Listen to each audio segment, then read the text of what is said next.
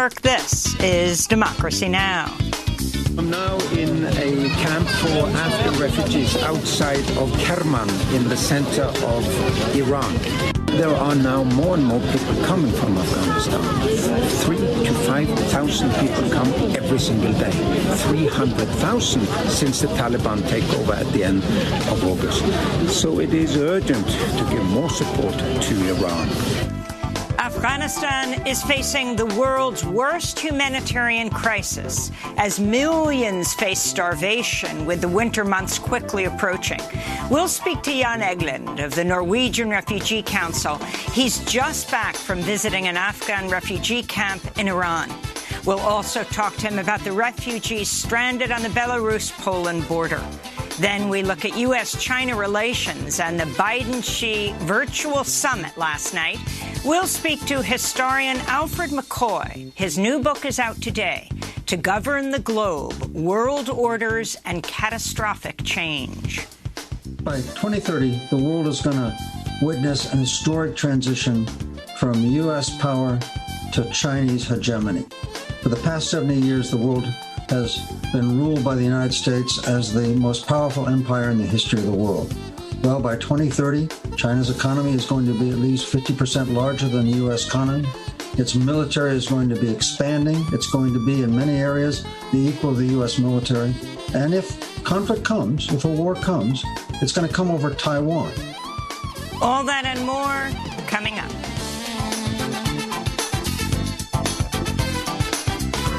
Welcome to Democracy Now!, democracynow.org, the War and Peace Report. I'm Amy Goodman. President Biden signed the $1.2 trillion Infrastructure Investment and Jobs Act, legislation hailed by the White House as the largest ever federal investment in U.S. bridges, drinking water, passenger rail, and public transit.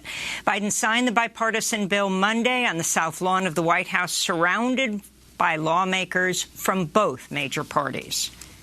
The bill I'm about to sign along is proof that despite the cynics, Democrats and Republicans can come together and deliver results. We can do this.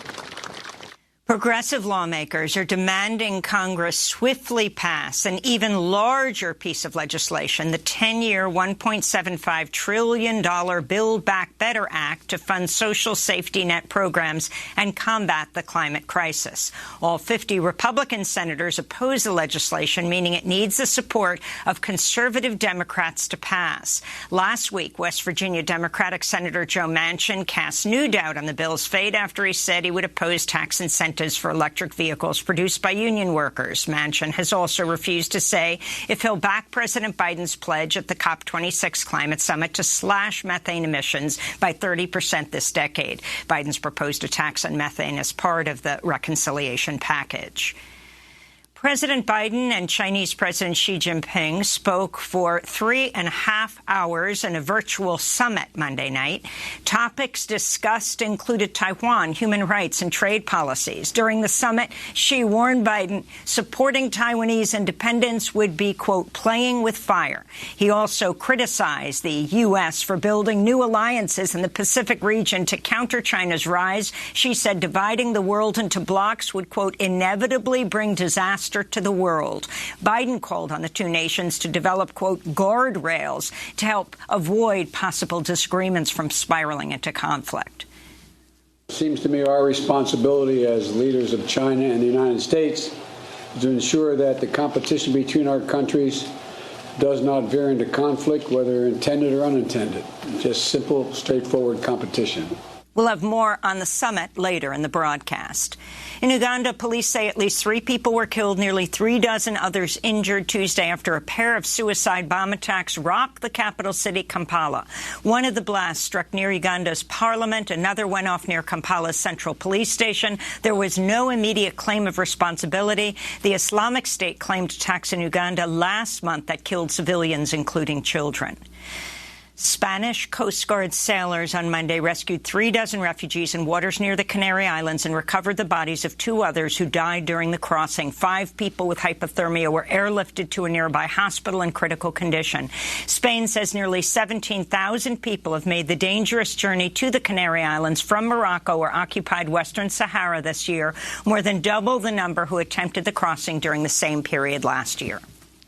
In eastern Poland, border guards fired tear gas and water cannons Tuesday at hundreds of asylum seekers who tried to push their way through a razor wire barrier erected along the Poland-Belarus border. Some of the refugees responded by throwing sticks, stones, and bottles at soldiers in riot gear. Many of the migrants have spent weeks enduring freezing temperatures and squalid camps, hoping to reach the European Union to apply for asylum. On Monday, the EU threatened new sanctions against Belarus, accusing it of encouraging migrants to cross into Poland in retaliation for earlier sanctions imposed after Belarus cracked down on pro-democracy protests. We'll have more on this story with Jan Egeland of the Norwegian Refugee Council. In Thailand, thousands of people took to the streets of Bangkok Sunday in defiance of a ban on protests after a court ruled calls to reform the Thai monarchy amounted to attempts to overthrow the king. Since 2020, more than 150 people have been charged under a Thai law allowing prison terms of up to 15 years for anyone convicted of defaming Thailand's monarchs. This is one of the protesters. The word reform is not equivalent to abolition. Authorities want to do only the things they desire and see people with opposing views as the bad guys, so they think that we're trying to topple them. If society continues like this, how could we move forward? The United States has sharply condemned Russia over what it said was an anti-satellite missile test carried out Monday. State Department spokesperson Ned Price said the missile targeted one of Russia's own satellites. He said the resulting explosion created more than 1,500 pieces of orbital debris large enough to track, plus hundreds of thousands of smaller objects that pose a risk to satellites and astronauts. Russia's dangerous and irresponsible behavior jeopardizes the long-term sustainability of outer space and clearly demonstrates that Russia's claims of opposing the weaponization of space are disingenuous and hypocritical. This comes as the U.S., Russia, and China continue to test new hypersonic missiles capable of flying through low Earth orbit to deliver nuclear warheads. President Biden Monday proposed a 20-year ban on oil and gas drilling in and around Chaco Canyon, a site of ancestral significance to indigenous people. The valley in the high desert of northwest New Mexico was at the center of Chacoan culture for about 400 years, beginning in the 9th century. Interior Secretary Deb Haaland, who this year became the first ever Native American U.S. cabinet secretary, praised the drilling ban. She added, quote, "Now is the time to consider more enduring protections for the living landscape that is Chaco, so that we can pass on this rich cultural legacy to future generations." Deb Haaland used to be the Congress member from New Mexico. Vermont Democratic Senator Patrick Leahy announced Monday he will retire when his term ends in 2022. Leahy is 81 years old, chair of the powerful Senate Appropriations Committee, and is the longest-serving senator currently in office. In Texas, Beto O'Rourke said Monday he's running for the Democratic gubernatorial nomination and hopes to unseat incumbent Republican Governor Greg Abbott in 2022. O'Rourke became a high-profile Democratic presidential candidate after he narrowly lost his bid to unseat Texas Republican Senator Ted Cruz in 2018. Meanwhile, an analysis of heavily gerrymandered congressional maps proposed by Republican state legislatures since the 2020 census shows redistricting alone is on pace to give Republicans a House majority in the midterm elections. Former Trump advisor Steve Bannon turned himself in to the FBI on Monday after being indicted for 2 counts of contempt of Congress for refusing to comply with a subpoena from the House committee investigating the January 6th insurrection. Bannon was later released. He's scheduled to be arraigned on Thursday. In Wyoming, the state Republican Party has voted to stop recognizing Congressmember Liz Cheney as a party member due to her vote to impeach Donald Trump for inciting the Capitol insurrection. A spokesperson for Cheney responded by saying it was sad that leaders in the Wyoming Republican Party have, quote, allowed themselves to be held hostage to the lies of a dangerous and irrational man, they said. In other Trump news, the Wall Street Journal reports a Miami investment fund is preparing to purchase the Trump International Hotel in Washington, D.C. for $375 million and will turn the property into a Waldorf Astoria hotel while removing the Trump name. In labor news, unions representing more than 30,000 Kaiser Permanente healthcare workers on the West Coast and Hawaii called off a strike Monday after winning a tentative contract that boosts wages and sets limits on nurse-to-patient ratios. Union negotiators also beat back a proposal by Kaiser managers to create a two-tiered wage structure that would have seen new hires paid significantly less. Meanwhile, the International Alliance of Theatrical Stage Employees, IATSE, voted narrowly Monday to approve new film and TV contracts, ending a struggle that nearly saw 60,000 workers strike last month to demand higher pay, guaranteed breaks, and better benefits. A narrow majority of IATSE members actually voted down the larger of the two contracts, but the deal was still ratified after it gained a majority of votes under the union's electoral college-style voting system. In Kenosha, Wisconsin, jury deliberations begin today in the trial of Kyle Rittenhouse, the white teenage gunman who fatally shot two people and wounded a third during protests over the police shooting of Jacob Blake in 2020. Rittenhouse faces 5 felony charges, including first-degree intentional homicide. On Monday, the judge dropped a 6th charge for unlawful weapon possession. During closing arguments, Assistant District Attorney Thomas Binger urged jurors to convict Rittenhouse. There is no doubt in this case that the defendant committed these crimes. He committed a first-degree reckless homicide against Joseph Rosenbaum. He put Richie McGinnis's life in jeopardy. He put Jump Kick Man's life in jeopardy. He intended to kill Anthony Huber, and he attempted to kill Gage Grosskreutz. All of those elements are true. During his closing arguments, defense attorney Mark Richards maintained Kyle Rittenhouse had acted in self-defense. Kyle shot Joseph Rosenbaum to stop a threat to his person. And I'm glad he shot him, because if Joseph Rosenbaum had got that gun, I don't for a minute believe he wouldn't have used it against somebody else. He was irrational and crazy. As the jury begins deliberations, Wisconsin Governor Tony Evers has put 500 National Guard troops on standby ahead of a verdict. Meanwhile, in Georgia, the trial is continuing for the 3 white men who hunted down and shot dead Ahmaud Arbery, a black jogger. On Monday, Judge Timothy Walmsley rejected a request from defense attorneys to declare a mistrial. The judge also said it was, quote, reprehensible for the defense to object to allowing black pastors sit with Arbery's family in the courtroom. Last week, defense attorney Kevin Goff said, quote, we don't want any more black pastors coming in here. He cited the presence of the Reverend Jesse Jackson, who hadn't actually attended the trial. On Monday, Reverend Jackson traveled to Georgia to sit with the Arbery family, prompting his remarks from attorney Kevin Goff. Your Honor, I would submit, with all respect to the Reverend Jesse Jackson, that this is no different than bringing in police officers or uniformed prison guards in a small town where a young black man has been accused of assaulting a law enforcement officer or corrections officer.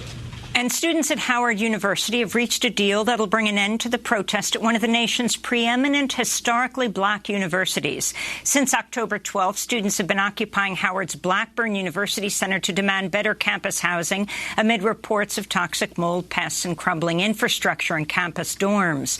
The students were also demanding better representation and more transparency from Howard administrators. An attorney for the students said while details of the agreement remain confidential, protesters largely accomplished their objectives. And those are some of the headlines. This is Democracy Now!, democracynow.org, the War and Peace Report. When we come back, Afghanistan is facing the world's worst humanitarian crisis as millions face starvation with the winter months quickly approaching. We'll speak to Jan Egeland of the Norwegian Refugee Council, just back from visiting an Afghan refugee camp in Iran. Stay with us. The father of Pan-Africanism, Dr. Kwame Nkrumah, says to all black people all over the world, the secret of life is to have no fear. We all have to understand that.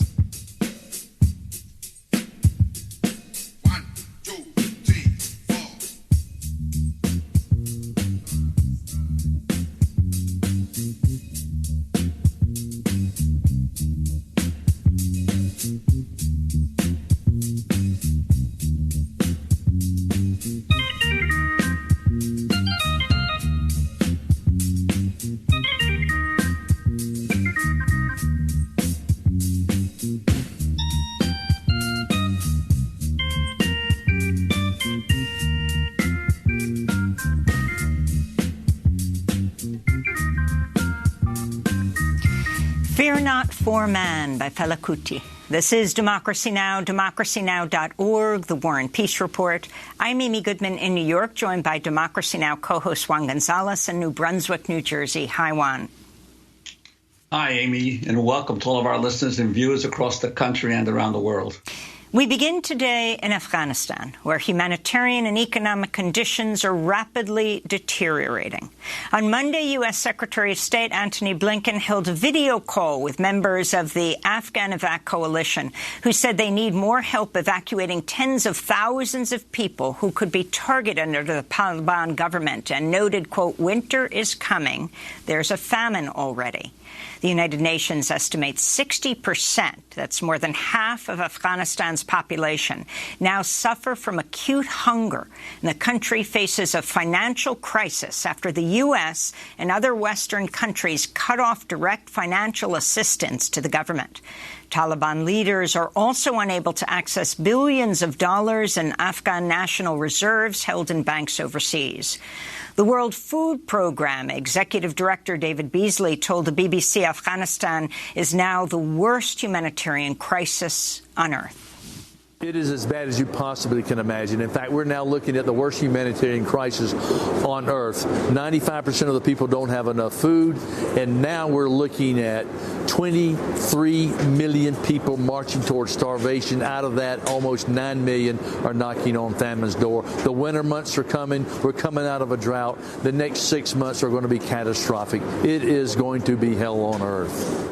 The UN estimates 500,000 people could flee Afghanistan by the end of the year. Thousands of Afghan refugees are now crossing the border into neighboring Iran.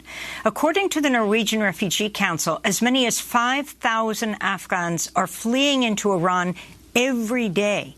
This could set up another crisis in Europe, where the European Union agreed Monday to new sanctions against Belarus for bringing some 4,000 migrants to the border with Poland and leaving them stranded in freezing forests. For more, we're joined by the NRC Secretary General Jan Egeland, who's in Oslo, Norway. He's just returned from a trip to Iran, where he met with Afghan refugees in a refugee camp. He recently tweeted, quote, "Iran alone hosts more displaced Afghans than 30 European countries combined. Despite this, nations in the European Championship in erecting barbed wire against refugees give negligible funds for displaced Afghans elsewhere." His recent New York Times op-ed is headlined, "Afghanistan is facing a total economic meltdown." Jan Egeland, welcome back to Democracy Now! Describe the scope of the catastrophe in Afghanistan right now and what you think needs to happen. Well, I was myself recently also in Afghanistan, and I sat down with the mothers in these displacement camps around Kabul, and I asked them, what about the future? What do you think of the future? And they told me very clearly, we believe we will starve and freeze to death this harsh winter unless there is an enormous aid operation coming through, and unless there is a public sector again that is able to provide services. It is as acute as that. 40 million civilians were left behind when the NATO countries went for the door in August. But Jan Egeland, the NATO countries not only went for the door, they took all of Afghanistan's financial reserves with them as they left. They froze the assets of the Afghan government. Could you talk about the the role of this issue of all of the money in Afghanistan essentially being held hostage by the Western nations that left? Well, yes. I mean, there is a lot of issues over these last 20 years, and one of them is that there was an enormous aid dependency. So 70% of teachers, nurses, doctors, water engineers, garbage collectors, public workers were on the payroll of Western development donors. That was cut overnight. So I met teachers who were eager to restart girls' education and boys' education. They hadn't been paid since May.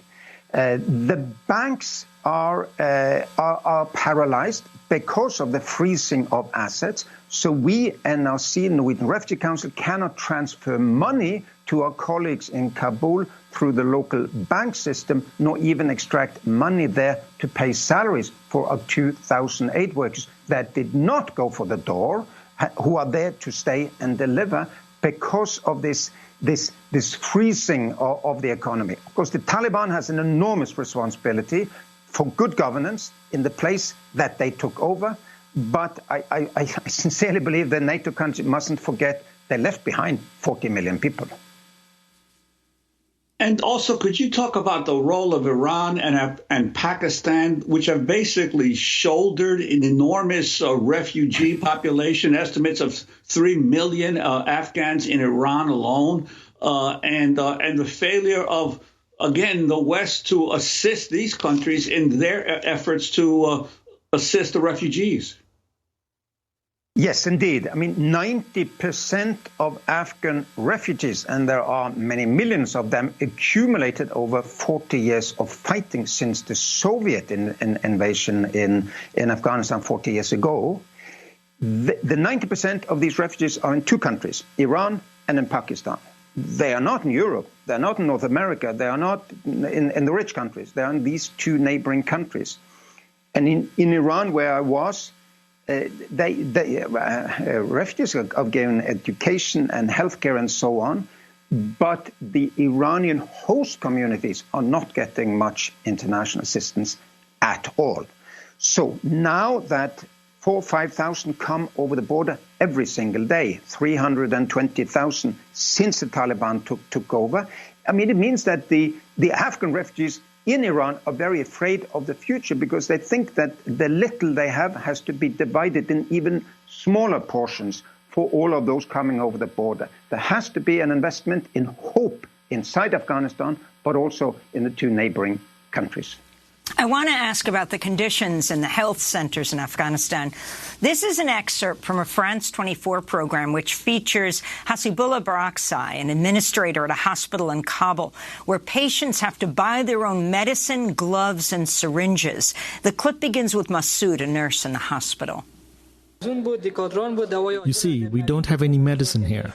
We used to have antibiotics, painkillers, and vitamins here, but it's empty now. In this cupboard, we had medicine for heart patients. Now we don't even have a tablet left. This water cooler doesn't work anymore. Look, we don't even have water to wash our hands. We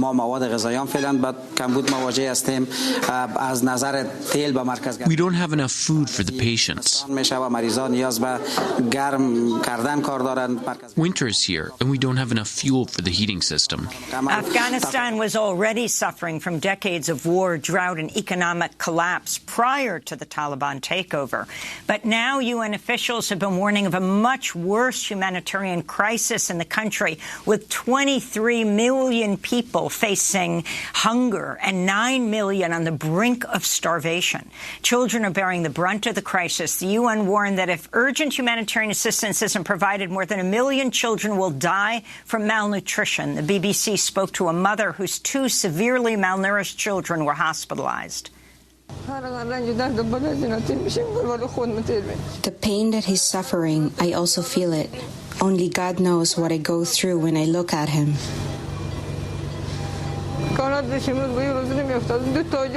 2 of my children are facing death because we don't have any money. I want the world to help Afghan people. I don't want any other mother to see their children suffering like this. Just some of the voices of Afghanistan. Jan Egeland, as Juan just pointed out, when the Taliban toppled Afghanistan's government, the country suddenly lost access to $9 billion in central bank reserves, frozen by the Biden administration. For those countries that are saying we will not support the Taliban, so we will not give money, what do you say to them? Well, I say correct. That money should not go to the military political group called the Taliban that took power by force. The money should go to the people, and it is possible. So, number one, there has to be trust funds, as we call it, that is held by UN agencies that funnel money directly to the hospitals that you just showed that are where people are dying at the moment. It can go straight to the teachers that were on the payroll of the World Bank previously, can go straight to them. So the money can go through us, international organizations, straight to the people. Secondly, unfreeze those funds that will enable banks to function again.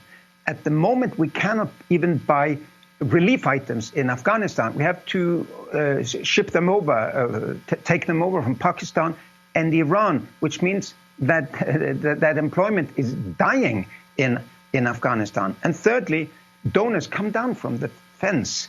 See that we are there. We are reliable channels for funding. The money will go to the people. Transmit funding, not just come with pledges. This will not become Switzerland in a long time. You have to share the risk with us to save lives this winter. And Jan Egeland, I wanted to ask you: isn't it in the interest of the NATO and the Western nations that were in Afghanistan to assure some kind of an orderly government in Afghanistan? Because if the Taliban are not able to deliver basic services to their people, doesn't that give a possibility for a rise of even more extremist groups within the country, like ISIS? That could well be. But anyhow, I would argue that nobody wants an implosion in Afghanistan where 40 million people see, I have no hope here. I need to leave. I mean, it would go that people would then use the neighboring countries as a segue, a channel to go elsewhere, including to Europe, where we have worked ourselves up in a hysteria for a very few thousand migrants on the Polish-EU border. Hundreds of thousands have now assembled at the Iranian-Afghan border on the Afghani side with the intent to get over. Iranian refugees I spoke to said all our relatives have started to wander. They want to come to Iran and they want to wander towards Europe. So it is in everybody's interest to stabilize things in Afghanistan. And I just listed the three things that can be done. It's not rocket science. It has to happen tomorrow. We have no time really before the massive death starts. I'd like to turn to Hassan Esfandiar of the Iranian Red Crescent, who spoke to Al Jazeera about the difficulties of providing assistance to the thousands of Afghans you just described arriving at the border every day. Due to the current situation of sanctions to the country, unfortunately, we were not able to receive the international donations assistance because the banking channels are blocked, and then we are not able to receive the humanitarian donations. So far, the Iranian Red Crescent tried to provide its own resources for the Afghan displaced populations who are approaching the border. As it is mentioned by your colleagues in the report, the average number of the populations who are approaching the Iranian borders are between 2,000 to 7,000 per day. So it's a huge number. So, Jan Egeland, of course, the U.S. has sanctions against Iran. So how can Iran be helped in dealing with this number of refugees that are crossing the border, 4,000 or 5,000 every day? What's getting the West's attention is what's happening in Eastern Europe. Earlier today, Polish border guards firing tear gas, water cannons at hundreds of asylum seekers trying to push their way through razor wire barrier erected along the Poland-Belarus border. That's 4,000 to 5,000 refugees there altogether. What's happening in Iran is every day. So if you could address both, from Iran to Poland-Belarus border. Well, as a European, I'm ashamed of what's happening in our part of the world. What Belarus is doing by using vulnerable migrants like chess pawns in some kind of a power play, and then Europe basically say, we're not going to hear any asylum application at all. In violation of international law, we're going to throw everybody out. And then migrants in some kind of a stalemate with the army on either side wanting them to go in opposing directions. That's Europe with a few thousand. In Iran, we're having between 3.5 and 4 million Afghans at the moment. 3.5 to 4 million. I think that has to be sunk in. 4,000 or 5,000 more per day, and a very small international aid program. Again, the United Nations is there with UNHCR, the refugee agency. NRC is there. We can do more. We need more funding. We also ask for more freedom of operation from the Iranian authorities so we can win this race against the winter on both sides of the border, inside Afghanistan, but also in Iran and in Pakistan. It has to be understood that a lot is at stake. It's not a small catastrophe. It's 23 million people who have no more food. They will wander. I would go, if I was in that situation, I would also wander to where I could get food for my children. And Jan Egeland, in the particular role of the United States in all this, as being the primary power that led the war in Afghanistan for so many years, and then the Biden administration suddenly pulling out, what would you urge the Biden administration to do now? The U.S. should lead, really, as it has in the military political project over the last 20 years, should lead in the humanitarian relief operation. Unfreeze the assets that is necessary to get the public sector going. The World Bank sits on funds. So when I wrote to the World Bank president, the answer back was, well, we're willing to do things if the member states on our board, the U.S. and others, tell us to release money. We can't release money. It's sitting there for teachers and nurses and hospitals and whatnot in Afghanistan. And also enable us as organizations to really work effectively and efficiently on both sides of the border. Iran sanction is making it difficult for us to work to some extent. And Norwegian Refugee Council couldn't even transfer money for a full year after the Trump administration started these sanctions, because there was no bank with a backbone strong enough to transfer aid money to our people, because they were so afraid of one day coming in court in New York because of a potential break of these sanctions. It is a paralyzing for us who are on the front lines of humanity.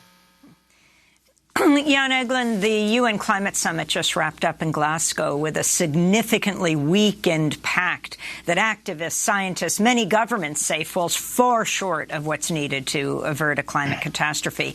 You tweeted, "This deal is better than no deal, but far from achieving climate justice and avert disaster displacements. There are too many carbon-spewing spoilers among the negotiators. The fight must now be taken to each and every big polluter."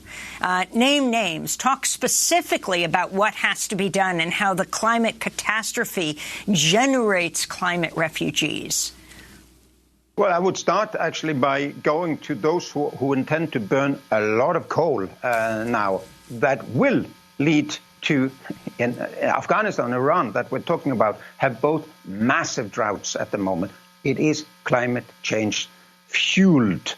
So really, it's the major industrialized nations that has to do most, including China and now India, that are carbon spewing and plan to spew out much more carbon in the coming years. We have to call a spade a spade. Look at where the emissions comes from, and all has to come dramatically down. Afghans, they emit nothing really, and they are the first to starve because of this, the economic chaos, and the droughts have created chaos in Afghanistan. Same in the Sahel belt. I was in places like Burkina Faso and Niger and so on, and you see how vulnerable they are. They haven't emitted anything really in recent decades, and they are first and hardest hit. Jan Egeland, we want to thank you for being with us, Secretary General of the Norwegian Refugee Council. We'll link to your piece in the New York Times. Afghanistan is facing a total economic meltdown. Speaking to us from Oslo, Norway. Coming up, we look at the U.S.-China summit that took place last night and look more broadly at U.S.-China relations. We'll speak to Alfred McCoy, his new book out today, To Govern the Globe, World Orders and Catastrophic Change. Stay with us.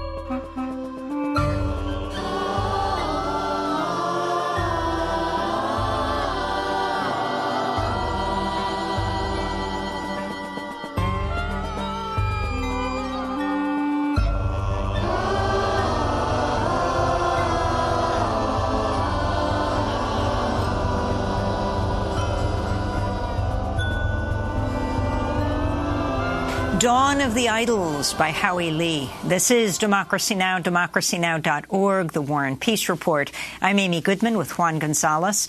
President Biden and Chinese President Xi Jinping have spoken for 3.5 hours in a virtual summit Monday night.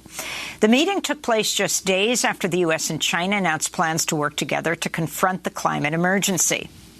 Tension's been rising between the two nations, with some saying a new Cold War is developing. During the summit, Xi warned Biden supporting Taiwanese independence would be, quote, playing with fire. He also criticized the U.S. for building new alliances in the Pacific region to counter China's rise. Xi said dividing the world into blocs would, quote, inevitably bring disaster to the world. Biden raised concerns about China's human rights record and what the U.S. has described as unfair trade and economic policies. Both leaders spoke publicly as the summit began. This is Xi Jinping. As the world's two largest economies and the permanent members of the UN Security Council, China and the United States need to increase communications and cooperation. We should each run our domestic affairs well and at the same time shoulder our share of international responsibilities and work together for the most noble cause of world peace and development. This is the common aspiration of our people in China and the United States, as well as the people of all countries in the world. And it is also the common mission of the leaders of China and the United States. A sound Chinese-U.S. relationship is required for advancing our two countries' respective development and for safeguarding a peaceful and stable international environment, including finding effective responses to global challenges such as climate change and the COVID pandemic. And this is President Biden speaking from the Roosevelt Room at the White House at the start of the virtual summit with the Chinese president. I'm happy we had found time to meet, and I look forward to a candid and forthright discussions like all the discussions we've had thus far. It seems to me our responsibility as leaders of China and the United States to ensure that the competition between our countries does not veer into conflict, whether intended or unintended. It seems to me we need to establish some common sense guardrails to be clear and honest where we disagree and work together where interests intersect, especially on vital global issues like climate change. How our bilateral relationship evolves seems to me will have a profound impact not only on our countries, but quite frankly, the rest of the world. Both men were surrounded by each flag of China and the United States. To talk more about the U.S.-China relations, we're joined by Alfred McCoy, professor of history at University of Wisconsin-Madison. His latest book is out today, To Govern the Globe, World Orders and Catastrophic Change. McCoy writes, while Washington was spilling its blood and treasure into desert sands, Beijing had been investing much of its accumulated trade surplus in the integration of the world island of Africa, Asia, and Europe into an economic powerhouse. Alfred McCoy, welcome back to Democracy Now! So if you can talk about this summit, you wouldn't quite understand the kind of tension that is between the United States and China right now, the world's two largest economies. But if you can talk about the significance of this and then how close we are to a Cold War or hot war with China. The key issue in terms of immediate conflict between Washington and Beijing is Taiwan. As you said earlier, Amy, President Xi of China said that the United States was playing with fire over Taiwan. By way of background, President Xi has committed himself within China to the reunification of Taiwan with China. He wants that to be a critical part of his legacy. And on the other side, President Biden stated just last month in his town meeting that the United States was committed to the defense of Taiwan. So here we have two leaders taking positions over Taiwan, which, if they're fully pursued, will lead to conflict. And this is another problem for the United States. The New York Times has reported that the Pentagon has war-gamed a war over Taiwan between the United States and China. And in the last 18 of these war games, the United States has lost 18 times. China has the world's most sophisticated anti-ballistic missiles, the most sophisticated missile defense. Taiwan is extremely close to China. And if the United States moved aircraft carriers into the Taiwan Straits, like we did in the last conflict back in the 1990s, China could destroy those aircraft carriers. It could sink those aircraft carriers. So the United States, in the immediate future, is faced with the possibility of fighting a war over Taiwan. And if that conflict emerged, the United States would have to either retreat in defeat and see Taiwan conquered, or the United States would have to go to war and fight a war that it would probably lose. And that's one issue, but there's also a deeper geopolitical struggle going on. Over the past 5 centuries, every world hegemon has done one thing the same way. Every world hegemon, from Portugal to Holland, to Britain, to the United States, and now China, has dominated the Eurasian landmass, which today is home to 70% of the world's population and productivity. And with the $4 trillion that China made by 2014, as a result of its open trade with the United States, China's invested $1.2 trillion in this massive infrastructure, laying down a steel grid of rail, road, and gas pipeline, integrating the vast Eurasian landmass into a single market in which trade and power, as if by natural law, is going to flow towards Beijing. China is also working to break the U.S. geopolitical hold over the Eurasian landmass. During the Cold War, we controlled what are known as the axial ends of Eurasia through the NATO alliance in Western Europe, and 4 bilateral treaties with mutual defense treaties with Japan, South Korea, Philippines, and Australia. And from these 2 axial positions, we ringed Eurasia with bands of steel, aircraft carriers, jets, fighter bombers to dominate Eurasia. And now China is punching through those circles of steel, breaking the U.S. geopolitical grip over Eurasia. And through the Belt and Road Initiative, consolidating its control. Moreover, China has built 40 ports ringing the Eurasian landmass and the coast of Africa.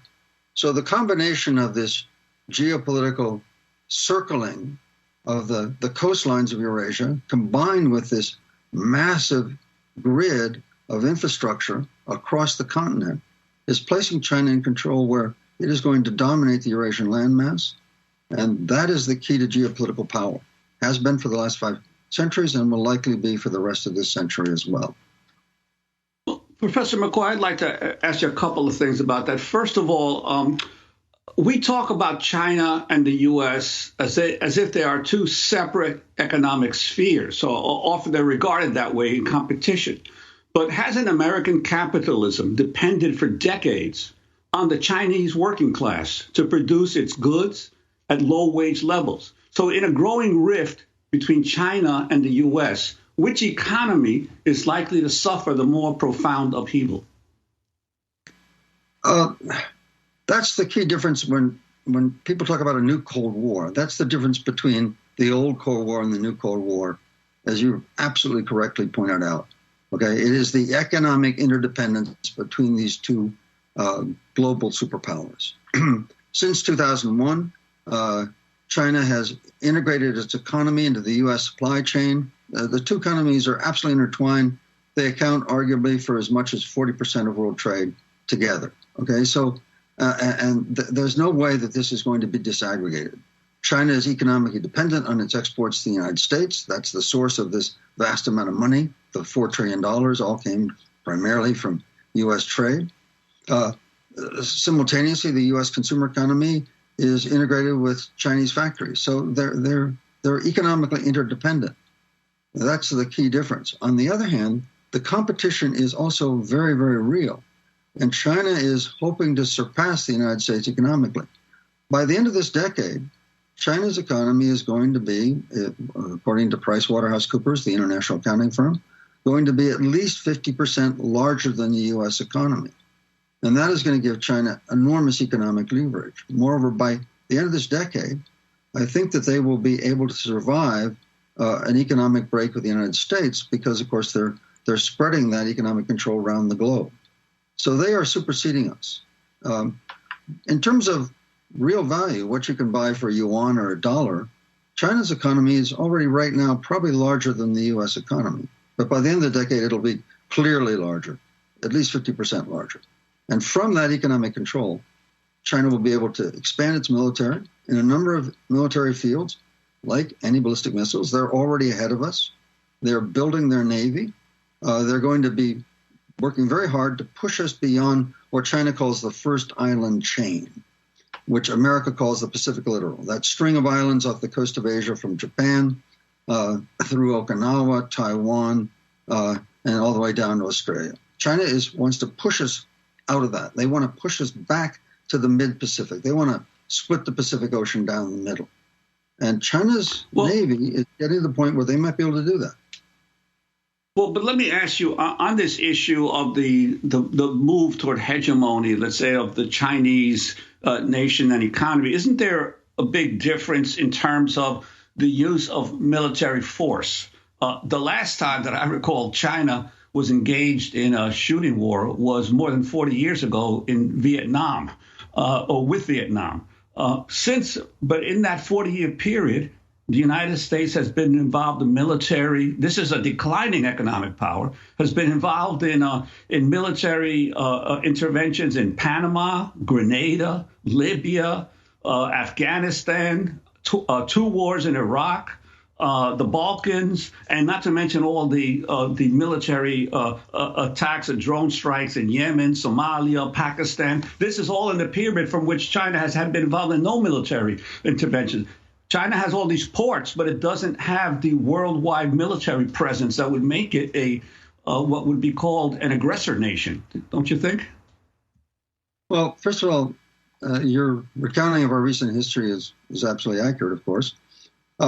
Two things about that. First of all, over the last 20 years, the bulk of our military operations, as we all know, has been focused in the greater Middle East. And the strategic logic of that was, in effect, securing the Middle Eastern oil, giving us kind of a permanent presence that will give us absolute access to Middle East oil. And we were doing that at the time when that oil was about to join cordwood and coal as superseded sources of fuel. So we invested $8 trillion, $10 trillion in securing a commodity which was passing into the dustbin of history. Okay, so it was a gross strategic miscalculation. When the history of the U.S. empire is written in 2030, starting in 2030, when it's over, okay, that will probably go down as one of the greatest strategic miscalculations in U.S. history. And then militarily, the point of naval expansion is not so much conflict. Most people don't understand that. Most people think of naval history just in terms of wars. But what do navies do? The oceans are a global commons. And the way that a rising global hegemon secures oceans is through weaving an invisible line of constant patrols and dominance over those open spaces. To claim it strategically and also in terms of the minerals and values and fishing beneath the sea, to claim that as well. So that's what China is doing. China is weaving those lines of constant patrols by air and sea all the way to the first island chain, pushing us back, building 7 island bases in the Spratly Islands in the South China Sea, pushing in the East China Sea. So it's part of an imperial game that's been played for 500 years. And China's doing that quite successfully.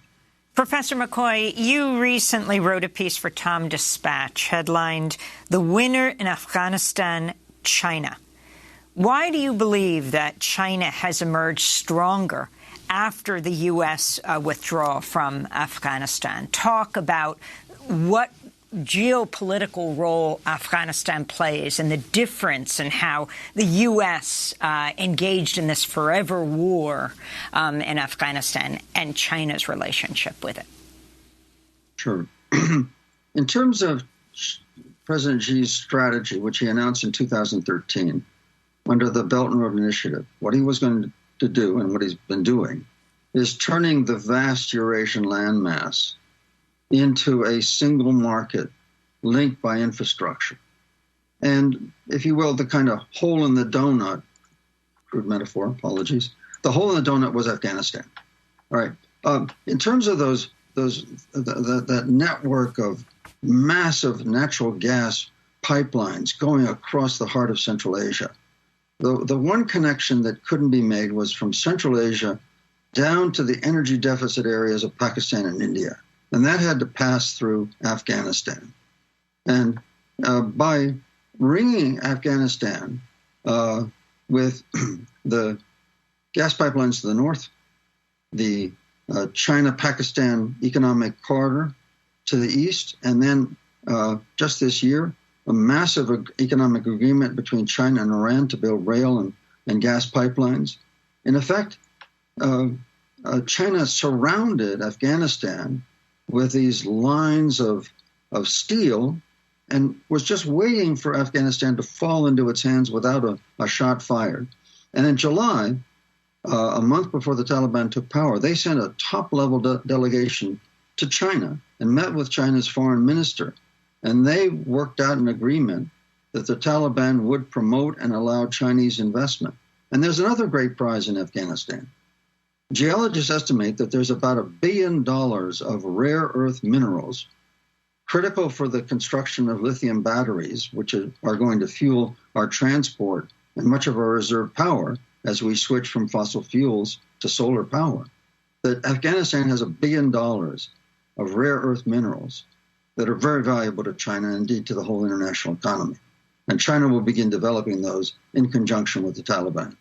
So, in effect, China just sat back, surrounded Afghanistan with its geopolitical network, and waited for it to fall right into its hands. And they didn't pay a dollar.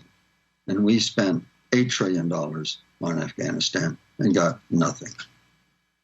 It was Professor McCoy, I wanted to ask you, in this conflict between China and the United States, these two countries are not alone, obviously. The Belt and Road Initiative is meant to win friendship and support to China from other parts of the world. I'm wondering if you would talk about countries like Russia and Iran, you mentioned, in terms of where they would stand in a developing conflict with the United States, and also about Latin America, which China has probably been the only major power to make significant inroads into a continent or an area of the world that used to be considered the U.S. backyard? Sure. First of all, in Latin America, China has an explicit strategy of resource development with Latin America, and its trade with our own southern neighbors is already larger than our own. China, the core of China's strategy is what the father of modern geopolitics, a British geographer named Sir Halford Mackinder, called the World Island. And he looked at the map in an article in 1904, over 100 years ago, and he said, let's look at the map critically. And he said, what we see is that there are three continents that are close together that form the world island: Europe, Asia, and Africa, right? And he said, whoever dominates the pivot region, the heart in Central Asia of this world island, dominates the world. And from his perspective, these three continents were the core of geopolitical power. And then there were some small outlying islands like Greenland and North America and South America. So China, part of China's strategy has been, and actually this dates back all the way to the 1970s, to very seriously develop Africa and to bring Africa into the world economy through Chinese aid, development, and trade links. And at the same time, during the Cold War, that we were playing a 20-year game in Angola, okay, to disrupt and break the Marxist government there, which didn't work in the end, and we were allied with apartheid South Africa. China was building the Tanzan Railroad from Tanzania ultimately across the breadth of Africa, its first major international development aid project. And so China, from that basis, all the way back to the 1970s, built relations with the liberation governments, which are now, of course, the main governments in the southern half of Africa. And so China's brought Africa very much into the international economy. China is by far and away the key investor in Africa. You know, we regard Africa as, you know, kind of a Band-Aid, and we have, and it's very well motivated, of course, but again, we see sort of Africa as a charity case. China, by contrast, sees charity as Africa as a key to its emerging world power. It's the home to nearly a third of humanity, enormous amount of natural resources, potential markets. So China is building a very close relationship with Africa as a part of this tricontinental world island strategy to dominate the core of humanity, the core of the modern economy. Finally, Professor McCoy, I wanted to end in a different place, but there may be a connection, and that's the insurrection of January 6th. You write in another piece about how this reminded you of a coup you witnessed in the Philippines decades ago. Yeah. In 1986, I was in the Philippines, and one of my sources in the Philippine military tipped me off that the Marcos government, the Marcos had fled into exile in Hawaii, and the great people power uprising of 1 million Filipinos in the streets of Manila had established a new democracy. We have 30 seconds.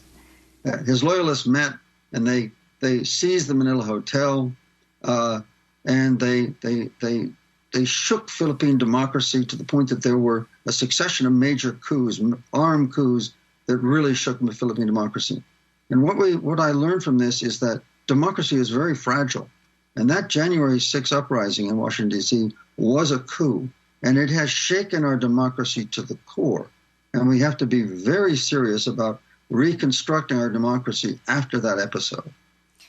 We will leave it there, but so many other issues to discuss. Alfred McCoy, professor of history at the University of Wisconsin-Madison. His newest book is out today. It's called To Govern the Globe, World Orders and Catastrophic Change. Happy belated birthday to Kieran Krug Meadows and Ishmael Darrow. I'm Amy Goodman with Juan Gonzalez.